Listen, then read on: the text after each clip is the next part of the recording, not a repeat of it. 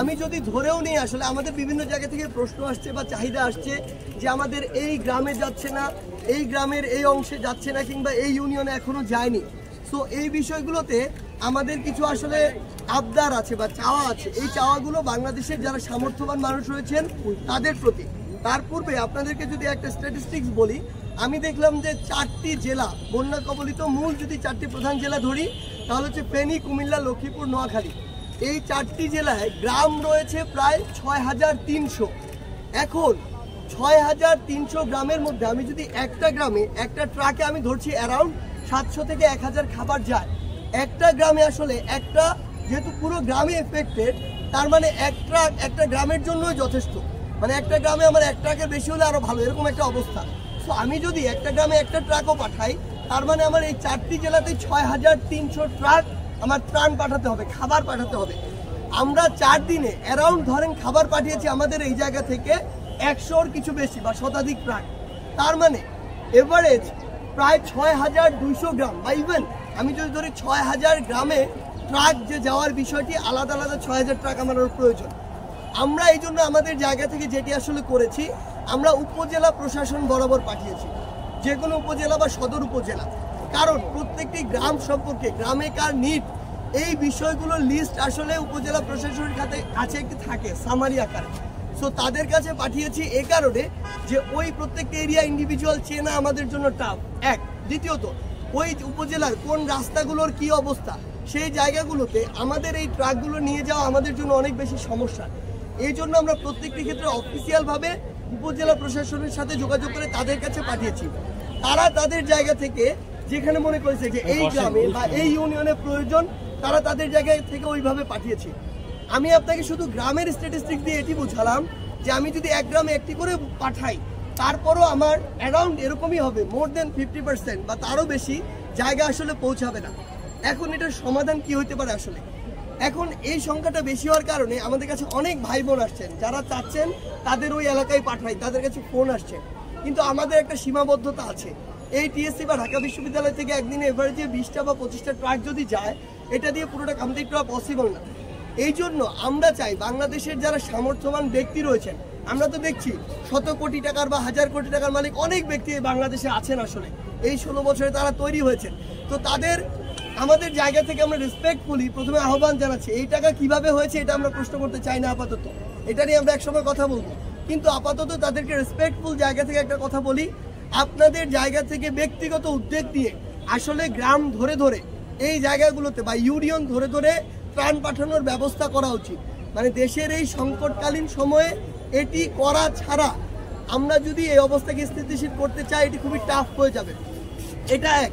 দ্বিতীয়ত আরেকটি বিষয়, আমাদের এখানে বেশ কিছু আপনাদের জায়গা থেকে আমরা বিভিন্ন সময় দেখেছি যে টিএসসিতে কিংবা সেন্ট্রাল ফিল্ডে অনেক জিনিস আমাদের হচ্ছে এখনো আছে।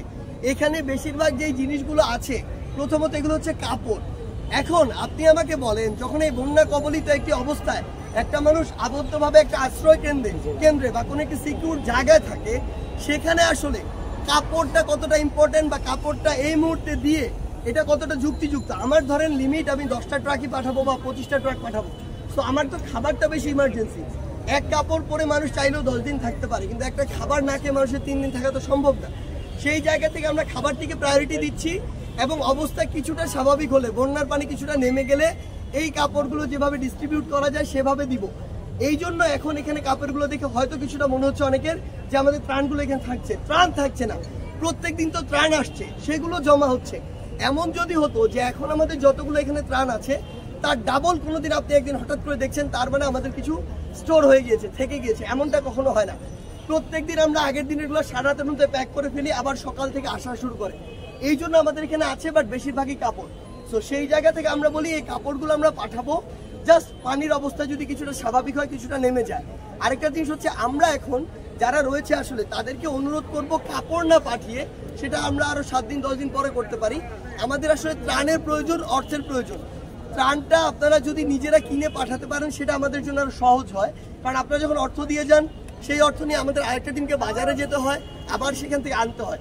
এখানে আসলে অনেকগুলো সেক্টর কাজ করতে হয় এই জায়গাটুকুতে, এবং আমরা যারা, শুধু আমরা না, আপনারাও হয়তো এই জিনিসগুলো ওই অঞ্চলটুকুতে প্রথম ফেস করছেন, সেই জায়গায় এটি করা আমাদের জন্য আসলেই কিন্তু চ্যালেঞ্জ।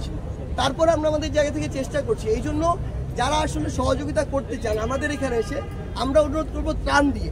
এই মুহূর্তে আমাদের কী কী লাগবে সেটা যদি জাস্ট একটু আমাদের জায়গা থেকে বলি, সেটা হচ্ছে যে আমাদের যে বিস্কুটগুলো, বিভিন্ন ধরনের বিস্কুট, এরপরে মোমবাতি, সাবান, লাইটার, ম্যাচ, এই জিনিসগুলো, আলো এবং আগুন সংক্রান্ত, sanitary napkin, tasty saline, coil, চিনি, গুড়, চিরা, মুড়ি, ফিটকিরি, পানি বিশুদ্ধকরণ ট্যাবলেট, এই বিষয়গুলো, আর বাচ্চাদের যে খাবারগুলো, বাচ্চাদের যে বিভিন্ন খাবার এবং মেডিসিনগুলো আমরা আপনাদেরকে অনুরোধ করব, যদি আপনাদের থাকে আপনারা দিয়ে যাবেন, যদি আপনারা দিতে চান, আপনাদের না থাকে তাহলে কাইন্ডলি আপনারা একটু কষ্ট করে কিনে এনে যদি দেন তাহলে আমাদের কাজটা একটু সহজ হয়, আমরা এই জিনিসগুলো দ্রুত পাঠাতে পারি।